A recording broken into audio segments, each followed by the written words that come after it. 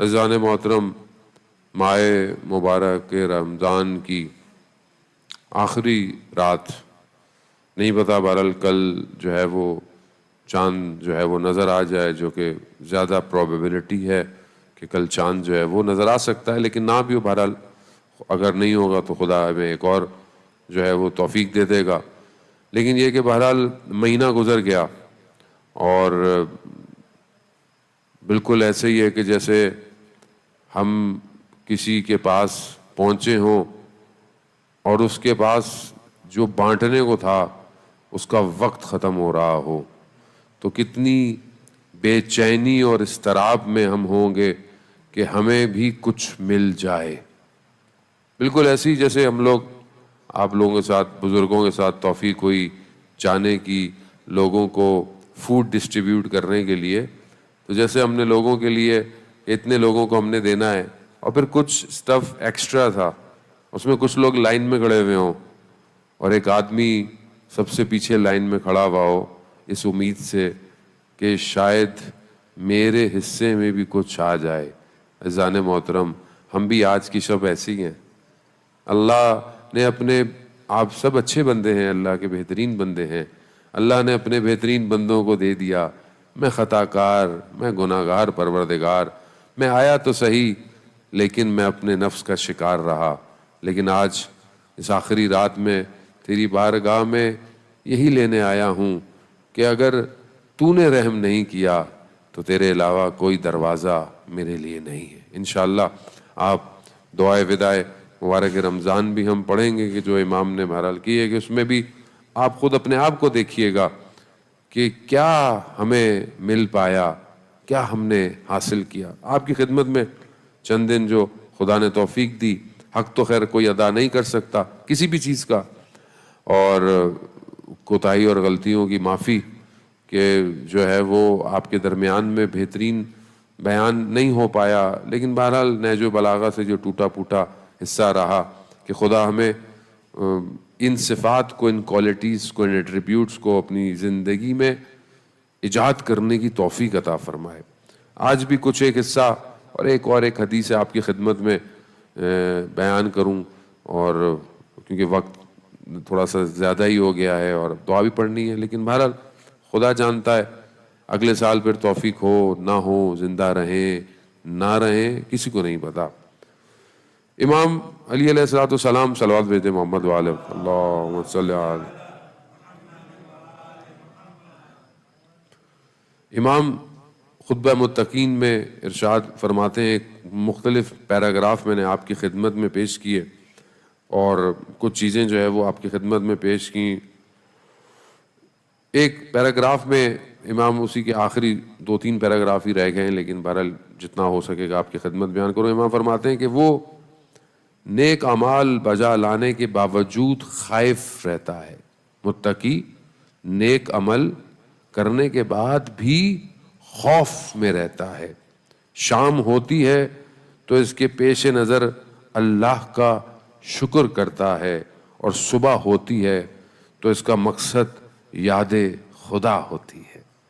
یعنی کیا خوبصورت زندگی ہے، جب رات ہو رہی ہے، ختم ہو رہی ہے تو خدا کا شکر کرتا ہے، اور جب صبح نکلتا ہے، دن آتا ہے، تو پھر خدا کو یاد کرنا اپنا مقصد سمجھتا ہے۔ بہرحال یہیں پہ میں بریکٹ میں آپ کی خدمت میں ایک حدیث کا کچھ حصہ بیان کروں۔ عزیزان محترم کے شکر جو ہے، شکر کرنا، تھینکس کرنا، یہ آسان نہیں ہے۔ میں اپنی بات کر رہا ہوں، پورے دن خدا مجھے کتنی نعمتیں عطا کرتا ہے، کتنی بلیسنگز مجھے ملتی ہیں، اس کے اگینسٹ یا اس کے پے آف میں میں شکر کتنا کرتا ہوں۔ تو جب حضرت محمد مصطفیٰ صلی اللہ علیہ وآلہ وسلم جب معراج پہ گئے تو معراج پہ پروردگار کی اور محبوب پروردگار کی گفتگو ہوئی ہے، حدیث بہت ساری ہیں، بہت حصے ہیں اس کے۔ ایک حصہ حدیث کا ہے کہ جب پروفٹ اوپر گئے تو خدا نے رسول خدا صلی اللہ علیہ وسلم سے مخاطب ہو کر کہا کہ اے احمد، میں جس بندے کے عمل سے راضی ہو جاتا ہوں، یعنی جس کے عمل سے، ڈیڈ سے، اعمال سے کو میں راضی ہو جاتا ہوں، یعنی میں ایکسیپٹ کر لیتا ہوں، تو میں اسے 3 کوالٹیز دیتا ہوں۔ عزیزان محترم، اگر آج کی رات ہم یہ 3 کوالٹیز اپنے اندر پیدا کر لیں، خدا ہمارے اس ماہ رمضان سے راضی ہو گیا۔ کیا چیز ہے؟ پہلی چیز، میں اسے ایسا شکر دیتا ہوں جو نادانی سے پاک ہوتا ہے۔ یعنی شکر اس کا ایسے نہیں ہے کہ بس شکرن شکرن شکرن شکرن، نہ، یعنی جہالت نہیں ہے، یعنی وہ علم رکھتا ہے، وہ نالج رکھتا ہے خدا کا شکر کرتے ہوئے۔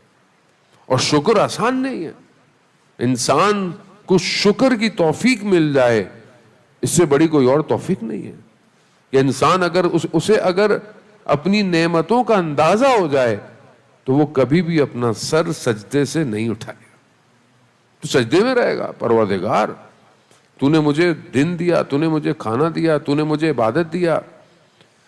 اگر آپ نماز کے اندر کھڑے ہوں، اور کبھی ہوتا ہے کہ انسان نماز میں کیسے فیلنگز پیدا کرے کہ بھئی ہماری بھی نماز کوئی اچھی ہو جائے، آپ جسٹ یہ امیجن کیا کریں کہ کتنے کروڑوں لوگ غفلت کے اندر ہیں اور خدا نے آپ کو اپنی بارگاہ میں بلا لیا ہے۔ صرف یہ خیال آپ کے اندر لرزہ پیدا کر سکتا ہے، آپ کے اندر کپکپاہٹ پیدا کر سکتا ہے۔ کتنے لوگ سو رہے ہیں، کتنے عرفا کی زندگی کے واقعات ہیں کہ جب رات کو اٹھتے تھے، وضو سے پہلے آسمان کو دیکھتے تھے تو روتے تھے، پانی کو دیکھتے تھے تو گریا کرتے تھے، وضو کرتے تھے تو گریا کرتے تھے۔ کیوں؟ کیونکہ وہ اپنی بارگاہ میں بلا رہا ہے، یہ اس کا کرم ہے۔ وہ واقعہ میں نے ہو سکتا ہے آپ کی خدمت میں پہلے بھی عرض کیا ہو کہ ایک عاشق رات کو، اور سرد رات کو، شدید سردی کی رات ہے، برف بار ہے، لیکن ایک اپنے محبوب کی جھلک کے لیے جس سے وہ محبت کرتا ہے کھڑکی کے کنارے پہ بیٹھا ہوا ہے، کھڑکی کھول کے کہ وہ ایک جھلک، ون سائٹ، وہ تھوڑی سی اپنے اس میں دکھائے گا، اپنا جلوہ دکھائے گا۔ ساری رات انتظار کر رہا ہے کہ وہ کب ایک لمحہ آئے گا، لیکن سردی میں کپ کپا رہا ہے۔ ساری رات محبوب نہیں آیا، اس نے دیکھا کہ اچانک سے آوازیں آنا شروع ہوئیں، کچھ میناروں سے، کچھ لوگ اپنے گھروں سے عاشقوں کی طرح نکلے اور ایک محبوب کی طرف جا رہے ہیں۔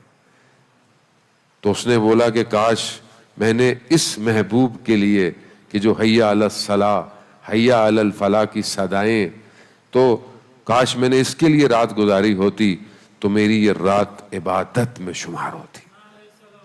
اللہم صلی علی محمد وآلہ۔ تو کیا چیز ہے پہلی؟ اور مولا بھی کیا فرما رہے ہیں خطبہ متقین میں کہ یہ اللہ کا شکر کرتا ہے جب شام ہوتی ہے اور صبح ہوتی ہے تو خدا کو یاد کرتا۔ دوسری چیز جو خداوند متعال نے اپنے بندے کو، کہ میں جس کے عمل سے راضی ہو جاتا ہوں، ایک میں اس کو شکر کی توفیق دیتا ہوں، دوسرا میں اس کو ایسا ذکر دیتا ہوں کہ جس کو وہ بھولتا نہیں ہے، ایک ایسا ذکر اس کو مل جاتا ہے۔ ذکر کیا ہے ذہن محترم؟ ہم تسبیح پڑھتے ہیں، بہرحال یہ ذکر ہے، ذکر کی بھی کائنڈز ہیں۔ ذکر جو ہے وہ 3 طرح کا ہے۔ ایک ذکر وہ ہے کہ جو انسان جو ہے وہ صرف زبان سے کرتا ہے، ذکر لسانی۔ ایک ذکر وہ ہے جو انسان اپنے قلب سے کرتا ہے، ذکر قلبی۔ ایک ذکر وہ ہے کہ جو اس کے اعضاء و جوارح یعنی اس کی باڈی کے پارٹس بھی ذکر کرتے ہیں، یعنی وہ ہر وقت ذکر کی حالت میں ہے۔ اور ذکر کے اپوزٹ جو حالت ہے وہ غفلت ہے، یعنی ہم 2 کنڈیشن میں ہیں، یا ہم ذکر میں ہیں یا ہم غفلت میں ہیں۔ اب جو ذکر کرتا ہو وہ گناہ نہیں کرتا، کیوں؟ کیونکہ وہ حالت ذکر میں ہے۔ اب خود حالت ذکر کیا ہے؟ ذہن معتبر گفتگو بہت زیادہ ہے، لیکن میں بڑا کوشش کروں کہ اس کو گلدستے کی طرح آپ کی خدمت میں پیش کروں. عزیزان محترم، قرآن کی آیت الا بذکر اللہ تطمئن القلوب، آگاہ ہو جاؤ کہ اللہ کا ذکر دلوں کو اطمینان دیتا ہے. تو معصوم کے پاس مثلا انسان سے غلطی ہو جاتی ہے، کوتاہی کر لیتا ہے، کوئی نہ کوئی خدا کی بارگاہ میں غافل کیوں ہو جاتا ہے؟ ذکر سے باہر آ جاتا ہے. اب آپ نماز کے اندر ہیں، آپ نماز میں کیوں نہیں کوئی گناہ کرتے؟ کیوں؟ کیونکہ آپ کوشش پوری کرتے ہیں کہ آپ کی نماز، کیونکہ ذکر ہے، آپ اپنے آپ کو اس کے سامنے، وہ الگ انسان کمزور ہے، میرے جیسا خیال ادھر ادھر اس کے گھومنا پھرنا شروع ہو جاتے ہیں، لیکن پھر بھی بہرحال وہاں کھڑا ہوا ہے.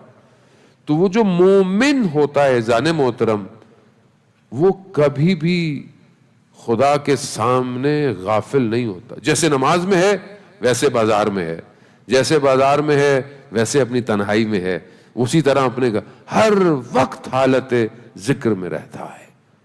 خوب یہ خدا کہ جس کے عمل سے میں راضی ہو جاتا ہوں، اسے میں ایسا ذکر دیتا ہوں کہ جو فراموش نہیں ہوتا، بھولتا نہیں ہے. اور تیسری اور آخری چیز، اور بہرحال خطبے کا ایک پیراگراف اور آپ سے التماس سے دعا کر، کہ پروردگار ارشاد فرماتا ہے کہ میں جس کے عمل سے احمد راضی ہو جاتا ہوں، میں اسے اپنی محبت کا مزہ چکھاتا ہوں، جس سے وہ دنیا کی تمام محبتوں کو بھول جاتا ہے. اللہم صلی علی محمد وآل محمد. اور عزیزان محترم، خوب ہم ان چیزوں کو اپنے اندر انہینس کریں. یہ کوئی داستانیں نہیں ہیں، یہ حدیث ہے، روایات ہیں، اور یہ پریکٹیکل اسٹیپس ہیں کہ ہم کم از کم اپنے لیولز کو انکریز کریں.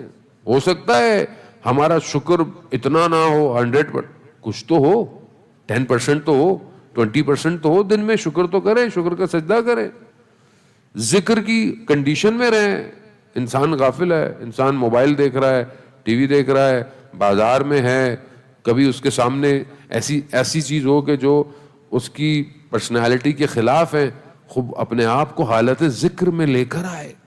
جب ذکر میں لے کر آئے کہ امام دیکھ رہے ہیں، میں امام کو نہیں دیکھ سکتا، امام تو مجھے دیکھ رہے ہیں، خود بخود انسان جو ہے وہ اہل ذکر بننا شروع ہو جائے. عزیزان محترم، اور پھر ایسا ذکر اس کی زبان سے، اس کے وجود سے جاری ہوگا کہ پھر یسبح للہ ما فی السماوات و ما فی الارض، جو زمین اور آسمان میں ذکر ہو رہا ہے وہ اس کے کانوں کو سنائی دینا شروع ہو جائے گا. تو انسان اپنے آپ کو اپ گریڈ کرے.